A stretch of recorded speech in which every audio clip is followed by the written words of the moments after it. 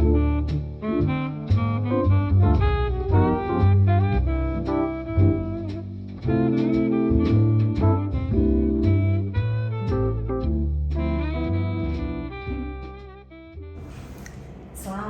sore, Datuk Dave. Selamat tengah hari. Datuk Dave Fallon adalah Presiden dari Pink Ribbon Association dan juga pendirinya. Dan Datuk Dave ini di Beacon Hospital adalah seniornya kita di bagian bidangnya, of course, sebagai ahli bedah, payudara, dan endokrin. Datuk, boleh tak Datuk sedikit menjelaskan tentang profesi Datuk Dave? Dan sudah pengalaman berapa tahun? Kerja kita di sini adalah sebagai pakar payudara dah dekat 20 tahun lebih. Kalau kita ikut sepanjang umur dah 40 tahun dah buat kerja pembedahan untuk bahagian-bahagian itu yang dalam 20 tahun yang kemudian ini adalah semuanya adalah untuk sakit-sakit payudara, sakit-sakit kanser payudara dan sebagainya. Itulah pengalaman saya yang kebanyakan adalah untuk memberi prihatin supaya wanita dapat mengalami experience untuk kanser, bagaimana untuk nak mencegahkan kanser dan juga macam mana nak jagakan selepas dapat kanser. Itu adalah satu cara dalam kita punya association untuk memberikan pengalaman yang sewajar untuk wanita, satunya sebelum dapat kanser, nombor dua selepas dapat kanser. Itu adalah caranya. Kimia kali ini adalah kesadaran akan kanker payudara dan pencegahannya. Jadi kita akan membahas tentang, kita akan tanyakan langsung ya. Dan dokter, ini kejadian biasa pada wanita ya, dokter, ya. Kalau umpamanya saya merasa ada ketumbuhan di payudara, so should I worry? Kebanyakan benjolan di payudara, kalau katakan kita ikut umur, kalau katakan umur yang muda, anak-anak muda kita belum umur 30 tahun, kebanyakan benjolan ini adalah benjolan lemak beku. Kalau katakan lemak beku, dia bukannya kanser. Tapi kalau kita katakan ikut ajaran kita sekarang, banyak anak-anak muda sekarang sudah mulai mendapat kanser ataupun kanker walaupun muda lagi. Jadi kalau katakan dia ambil anggaran di negara kita sini, ada kebanyakan mungkin 20%, 30% saja adalah kanser tapi anak muda. Jadi kita kena prihatin, walaupun benjolan anak-anak muda kebiasaannya bukanlah parah, tapi melainkan kalau kita tak ambil prihatin untuk menjumpa doktor, buat kita katakan buat ultrasound, kalau dikatakan di negara Indonesia dibagikan ultrasound? Ya betul. Itu kita dapat kekalkan adakah benjolan ini cair, air ataupun dia benda yang beku. Itu kita dapat memberi jelas lebihnya selepas ultrasound. Tapi ada juga anak-anak muda kita, kalau katakan umur lingkungan 40 tahun ke atas, kita nasihat supaya buat mamografi. Kita dapat memberikan penjelasan lebih dalam gambar mamografi. Jadi kebanyakan benjolan anak muda, katakan 15%, bukanlah parah. Jadi kita nasihat anak-anak muda kalau ada benjolan pun, janganlah segan sebabkan kebanyakan bukannya parah. Jadi kalau kita dapat anggar tahu kan benjolan ini bukannya parah, jadi kita dapat berikan pelajaran untuk anak muda kita setiap bulan ke 2 bulan sekali ke periksa payudara sendiri selepas datang haid supaya dapat anggaran itu benjolan itu adakah dia menjadi besar lagi. Kalau kan anak kita tahu katanya ini benjolan bukan parah tapi benjolan itu semakin jadi besar, ada kemungkinan perlu untuk biopsi, kalau tidak pun untuk membuat pembedahan. Itu. Okey. Ini penjelasan yang sangat jelas dari Datuk. Tapi bara itu kanker ya. Jadi menurut Datuk Dave, tidak semuanya benjolan itu adalah kanker ya. Dan Datuk, selain ketumbuhan, kadang-kadang pada wanita kita juga ada yang kasih tahu bahasanya ada discharge ada kemungkinan wanita-wanita juga akan mengalami air lelehan. Katakan kita panggilkan breast nipple discharge, air lelehan daripada puting. Sekiranya dia putih, dia nampaknya clear, kuning, yang kita kata kuning jelas, itu bukan penyakit yang kita patut beri perhatian sangat-sangat. Ada penyakit-penyakit payudara di mana lelehan itunya macam semacam cair, kekuning sikit-sikit, itu tak menjadi kesan.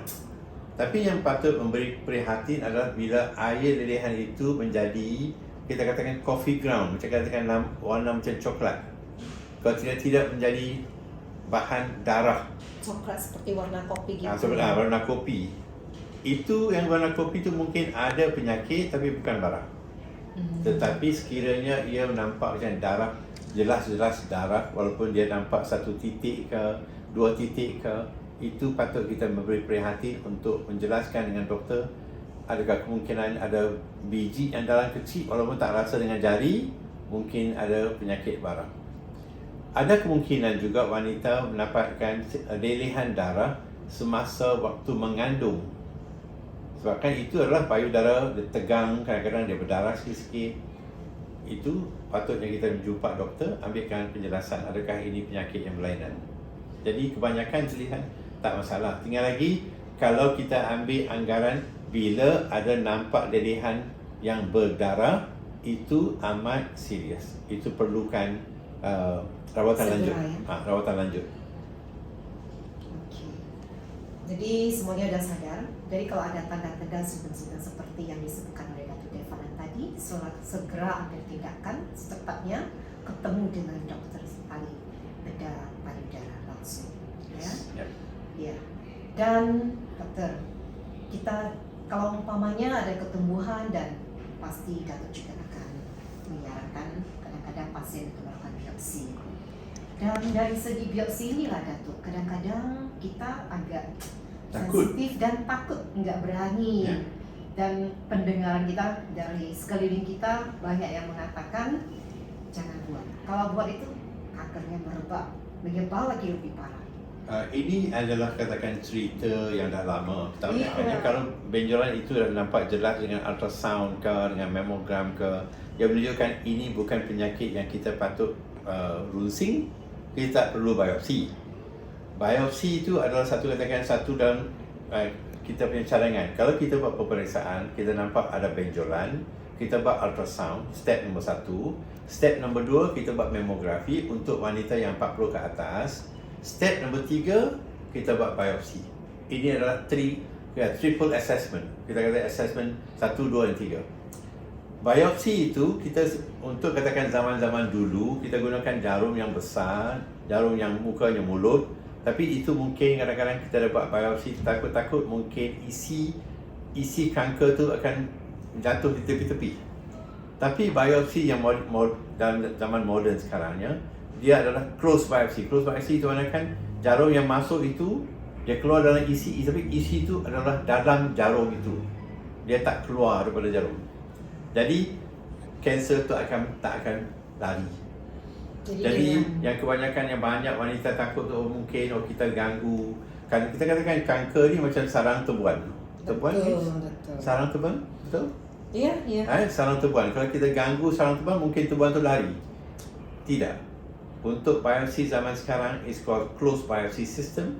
Jarum masuk, isi ambil, tapi benda-benda kanser ke isi tu dia tak akan melarat.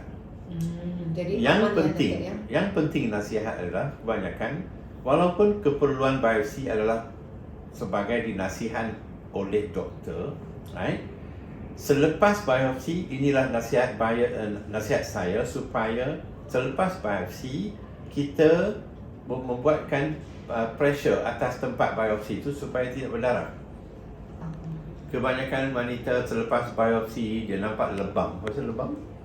Ya. Nampak benjolan darah tepi-tepi. Berarti ada tekniknya ya. Ada teknik. Jadi lepas biopsi, walaupun ada kita katakan doktor yang menjaga tempat luka biopsi, adakah misi nurse menjaga, saya nasihat wanita sendiri selepas biopsi buat pressure atas tempat biopsi untuk lebih kurang 3 minit, 7 minit supaya dalam darah tu yang ada dia jadi beku. Jangan darah tu meleleh.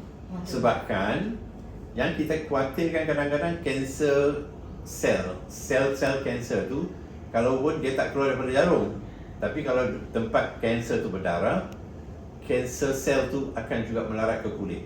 Jadi kita tak mahu kalau ada kanser, dia lari daripada tempat asas ke tempat lain. Jadi kita ajarkan supaya wanita lepas biopsi, tekan tempat biopsi untuk 3 minit, 7 minit supaya darah tu dalam tu beku. Jadi kalau ada kanser sel-sel pun dia tak lari.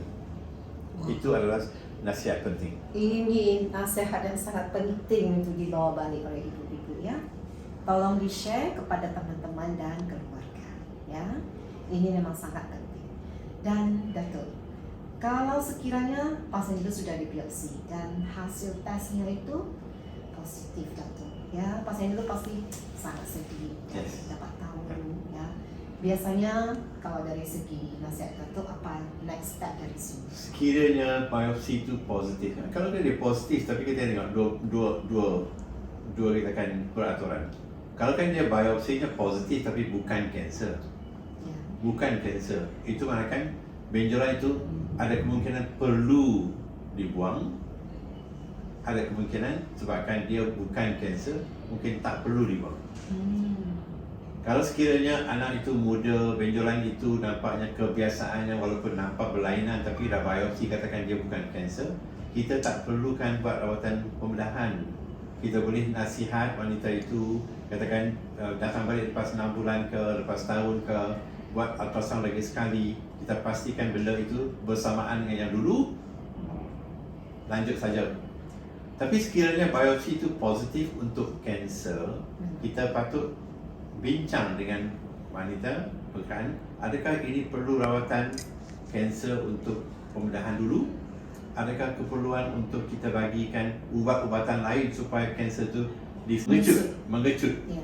Jadi untuk kita menjagakan kanser, ada kemungkinan kita buat operasi dulu, ada kemungkinan kita tak buat operasi, kita bagi ubat kemoterapi dulu. Sekiranya perlukan untuk katakan untuk operasi, kita nasihat wanita itu cara-cara yang boleh kita buat. Adakah cara untuk membuat operasi supaya buang hanya sedikit isi payudara? Adakah kemungkinan kita mungkin kena buang keseluruhan payudara? Ini yang sering kita dengar dengan mastektomi dengan lumpektomi. Yes. Jadi kita katakan benjolan kita panggil lump. Jadi untuk operasi kita panggil lumpectomy. Tapi kebiasaannya, perkataan yang sebenarnya adalah yang kita patut belajar adalah bila kita nampak kanser, dalam bahasa Inggeris dia katakan kanser, dalam bahasa Latin ataupun dalam bahasa Indonesia kita panggilkan kanker. Kebiasaannya yang kita tahu dalam zaman-zaman dulu, perkataan kanser, kanker ni adalah ketam. Ketam ada badan, ada kaki. Ya. Jadi bila nampak gambar kanker tu, ketam badan dengan kaki. Jadi kita bila buat operasi, kita mesti buangkan badan, kita mesti buangkan kaki. Kalau tidak, kanser tu akan datang balik. Jadi ikut besarnya badan ketam, ikut panjangnya kaki ketam, kita nasihat adakah untuk buat lumpectomy ke, tidak kita buat wide excision. Kita buat pembedahan supaya kita dapat menjelaskan badan ketam dibuang, kaki ketam dibuang supaya yang baki-baki dalam isi payudara tu tak ada baki-baki kanser yang terlepas. Sekiranya benjolan itu besar dan payudaranya kecil, kita tak mungkin buat lumpectomy. Lumpectomy dalam bahasanya kita katakan kita buang benjolan saja tapi tak buang keseluruhan payudara. Tapi kalau kan benjolan tu besar, payudaranya kecil, kita buat operasi yang berkurangan, payudara yang lebih-lebih ada pun tak nampak macam payudara. Jadi kita nasihat supaya membuat mastectomy, kita buang payudara keseluruhan. Sama-sama dengan kita buat mastectomy ke, kita buat lumpectomy ke, kita juga periksakan limpa-limpa yang ada di ketiak. Kita buat ketiak. Betul. Yang ada di ketiak, di mana kanser selalu jalan. Ya, Datuk. Okay, another very good information, Datuk.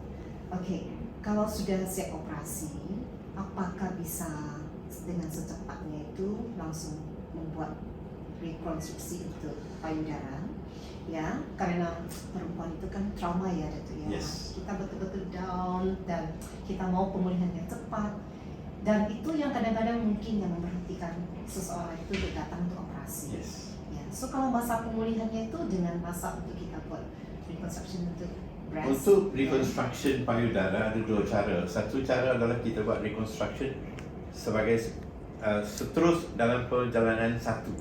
Dan satu perjalanan itu manakan only one step.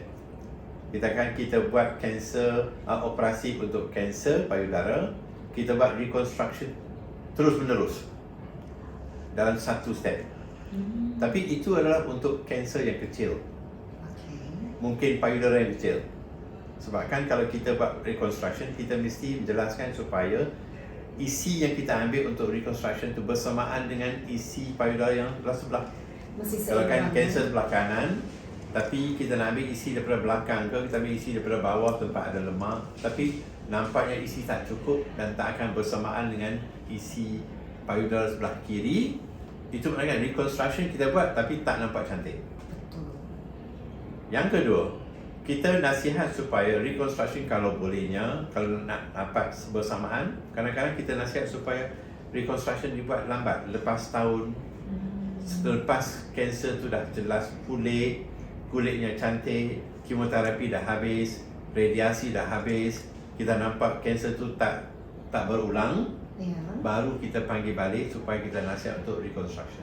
Ya, Itu adalah kita panggil late second phase reconstruction. Itu kita buat reconstruction fasa kedua.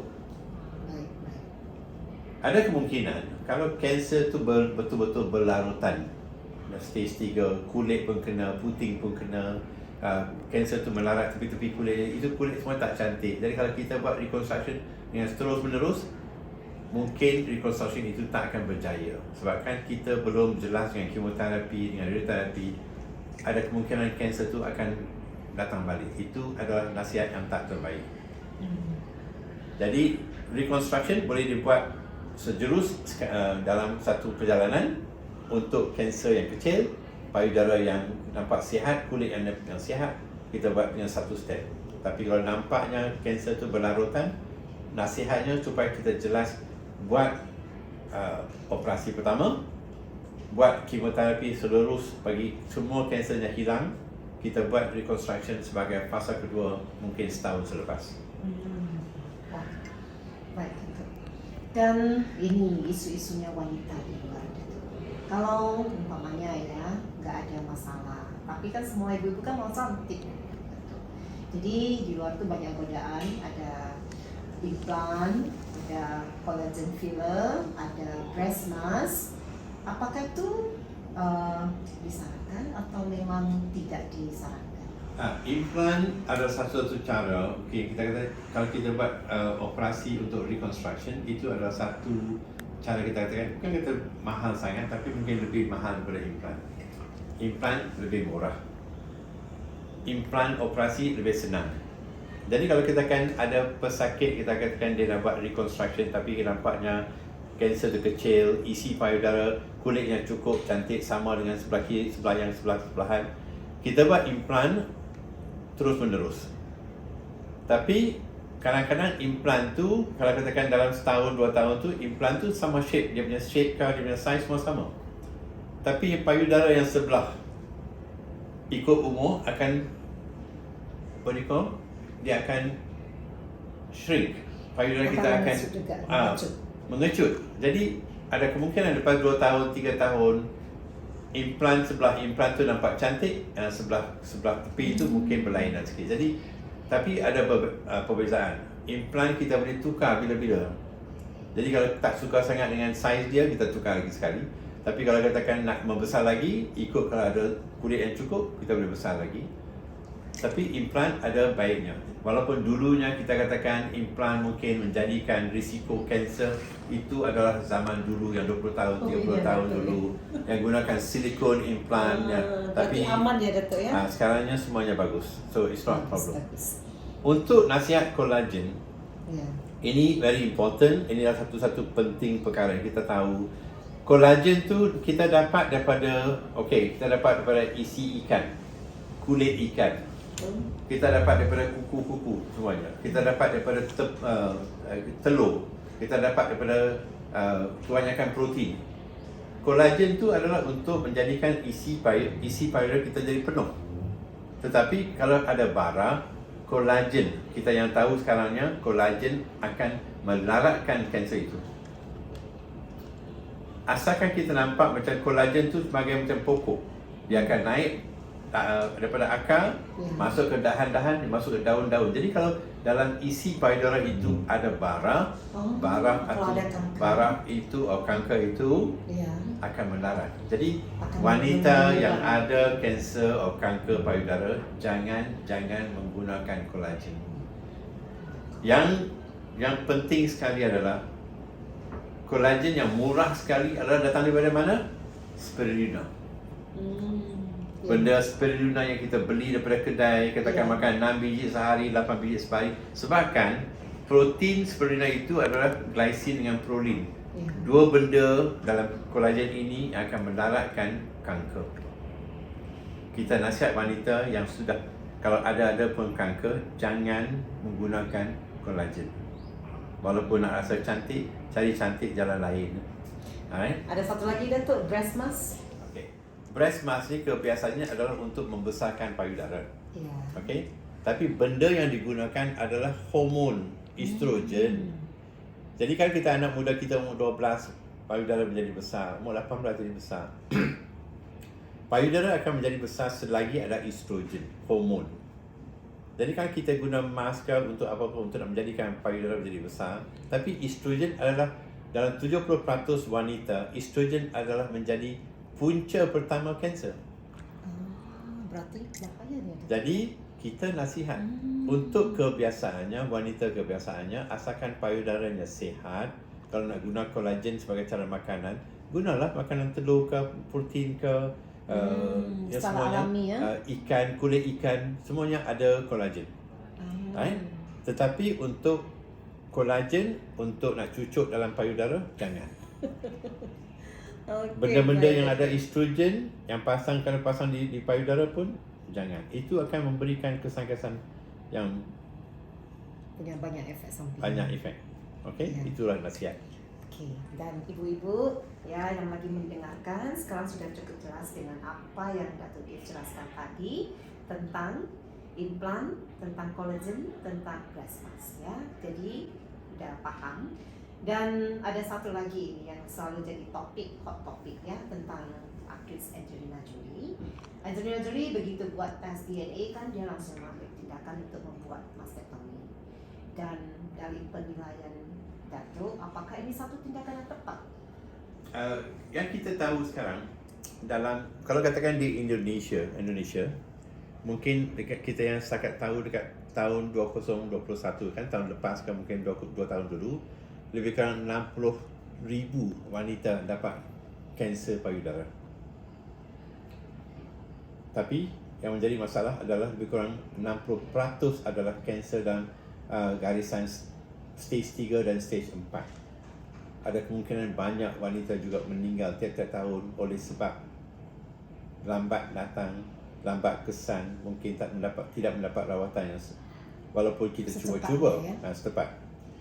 Jadi kebanyakan kita katakan ini adalah kanser yang sudah jelas. Tapi ada juga 5%, tidak 8%, mungkin 10% di Indonesia wanita di mana keluarganya ada kesan-kesan kanser. Kadang-kadang kan ibu kanser, ada kemungkinan anak pun menjadi kanser juga.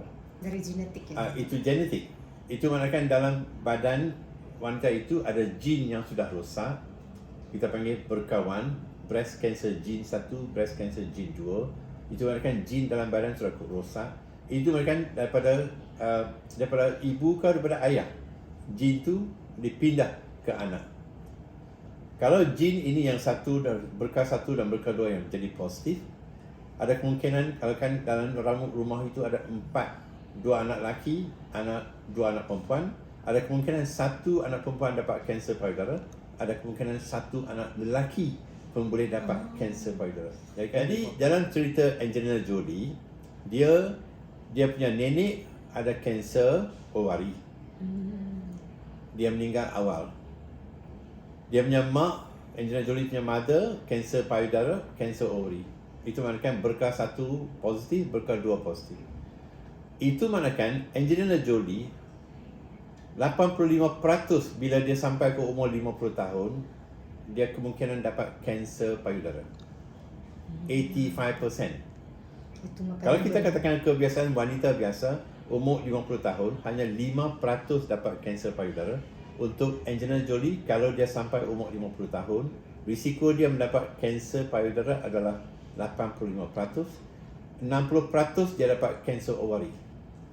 Untuk mencegahnya, dia semasa umur 37 tahun sudah lepas jelas ambil analisa test berkah 1, berkah 2. Dah kita pasti dia ada berkah jin yang sudah rosak. Satu-satu cadangan adalah untuk membuangkan target apa dia? Payudara. Jadi umur 37 dia membuangkan dua-dua payudara after reconstruction. Jadi dia bukan dapat kanser belum lagi. Ini adalah satu-satu cara untuk mencegahkan kanser. Jadi dia membuangkan dua-dua payudara. Selepas reconstruction semuanya okey, lepas 4 tahun dia membuat alasan untuk membuangkan ovarinya dua-dua belah. Ini adalah untuk wanita yang 5% ke 8% di mana-mana negara di mana ada family history yang begitu strong. Katakan jin, kita test darah, kita boleh tahu adakah ini BRCA1 ke BRCA2 yang positif. Itulah cerita Angelina Jolie. Sebabkan nenek dengan mak dia positif untuk kanser payudara dan kanser ovary. Risiko untuk Angelina Jolie jelas. Jadi satu caranya adalah membuangkan badan-badan dia yang adakah payudara ke ovary ke yang ada kemungkinan mendapat kanser. Memang seperti cerita Angelina Jolie ini memang menyentuh hati kita semua, ya. Dan dengan demikian berarti tes DNA itu juga satu tes yang memberikan kita tes mental kita juga, apakah kita itu betul-betul bisa menghadapi setelah mengetahui hasilnya atau tidak, ya. Dan Datuk, yang seperti Datuk tadi jelaskan, jangan datang lewat, ya. Yang kalau breast cancer 3, 4 memang sukses, keberhasilannya itu memang tidak akan tinggi. Tapi kalau datang awal, terutama untuk yang stadium 1 dengan 2, apalagi kalau di Beacon, kita mempunyai tingkat keberhasilan yang sangat tinggi. Dan untuk summary-nya, untuk conclude our talk today, so maybe Datuk boleh kasih nasihat kepada wanita-wanita di luar sana, ya. Satu-satunya kita katakan Indonesia adalah negara mungkin banyak luas. Tak mungkin semua wanita dapat menjalani ke hospital untuk membuat saringan dengan sonogram ataupun mamografi. Ada kemungkinan banyak wanita dia termasuk di Malaysia, banyak-banyak kampung-kampung tu ada banyak wanita tak sempat datang sebabkan jauh daripada tempat hospital. Tapi satu lagi kita nasihat adalah wanita sendiri memberikan semangat supaya tiap-tiap bulan, tiap-tiap 2 bulan periksa payudara sendiri. Walaupun kita katakan mungkin periksa tu tak akan dapat benjolan yang besar, kalau benjolan kecil, tapi kalau kita tidak menjagakan badan sendiri, kita tak dapat tahu adakah benjolan itu yang dulunya, bulan dulu pun ada, bulan dulu dah 2-3 bulan pun dulu dah ada. Tapi kalau benjolan itu sudah menjadi besar, ada kemungkinan itu benjolan itu dah mula menjadi benda yang lain. Mungkin dia cair saja, tak jadi barang. Tetapi kalau kita nak tunggu sampai ada saringan dengan mamografi yang jauh, mungkin ada setengah tempat sampai kena naik bas ke, naik lori taksi ke, sampai sehari pergi tempat, tak mungkin. Satu pertama untuk saringan adalah periksa payudara sendiri, PPS. Periksa payudara sendiri, kalau bolehnya sebulan sekali. Untuk wanita yang kita katakan ada datang haid, datang period tiap-tiap bulan, ikut harinya. Kalau datangnya period hari ini, period kan dia sebut period? Ya, betul, betul. Kalau datangnya period hari ini, hari ke-5 tidak hari ke-6 periksa payudara sendiri. Itu manakan masa payudara masih lembut lagi, tidak mengadakan air ke satu. Tapi untuk wanita katakan periodnya tak setepat, jadi kita pilih hari saja. Kalau katakan kita pilih 1 hari bulan setiap bulan, kita periksa satu hari bulan tiap bulan. Untuk wanita yang dah lepas putus haid, that means period tak datang, kan wanita umur 50 ke atas, pilih hari saja. Kadang-kadang sebulan sekali, pilih hari bulan yang kamu suka, mungkin hari jadi kamu. Alright, or on your birthday. Periksa payudara sendiri supaya jelas. Baring saja, guna tangan kanan ni yang Tuhan bagi tangan kanan ni bagi kita, periksa payudara sebelah kiri. Kita periksa payudara sendiri dengan cara periksa muka jam. Katakan kita start pukul 12, kita periksa pukul 3, kita periksa pukul 6, kita periksa pukul 9, kita periksa keseluruhan payudara. Sama kita periksa di ketiak. Sekiranya ada benjolan ke rasa berlainan, jumpa doktor. Berlainan. Jadi kamu sebagai wanita dah tahu apakah payudara kamu. Dulunya lembut, sekarang dah jadi keras. Itu mungkin ada kemungkinan. Kalau bolehnya untuk wanita umur 20 sampai umur 29 tahun, kalau bolehnya jumpa doktor tiap-tiap 3 tahun sekali. Sebabkan dalam negara kita di Malaysia ke di Indonesia, kanser payudara untuk wanita 20 sampai 29 tahun adalah 1%. Tapi bila umur kita meningkat ke 30 sampai 39, kanser payudara sudah menjadikan 7%, tidak mungkin 13%. Di sini ke di 14 negara di Asia, dia meningkat daripada 7% sampai 13%. Itu maknanya anak muda kita umur 30 sampai 39, risiko kanser sudah meningkat. Jadi kita mesti buat saringan dengan doktor tiap-tiap 2 tahun. Bila masuk umur 40 tahun ke atas, jadi yang umur 30 sampai 39 ada kemungkinan jumpa doktor buat sonogram. Periksa doktor dengan tangan. Ada kemungkinan gunakan sonogram. Lepas umur 40 tahun ke atas, kita nasihat untuk wanita negara kita dan Asia buat mammogram mungkin setahun sekali, tidak 2 tahun sekali. Jadi kalau kita mula dengan setahun sekali, nampak semuanya cantik, semuanya ikut, semuanya elok, tak ada benda-benda yang patut kita runsing, kita periksa setiap 2 tahun. Asalkan ada benjolan, kita perlukan mungkin biopsi. Kalau tak ada benjolan, mungkin tak perlu biopsi. Jadi saringan adalah satu cara untuk mencegah kanser sembunyi-sembunyi dia keluar. Jadi periksa sendiri, PPS, periksa dengan doktor, habis-habis kita periksa dengan sonogram, dengan mammogram. Sangat jelas sekali, Datuk. Thank you so much. We really appreciate your time, Datuk, and really thank you for giving us such a good advice. Yeah, mudah-mudahan ini betul-betul sangat berguna bagi kita, dan please share this video with others, yeah, who that you care. Yeah, please stay tuned with us in Rumah Sakit Beacon. Thank you so much. Bye. Selamat sore.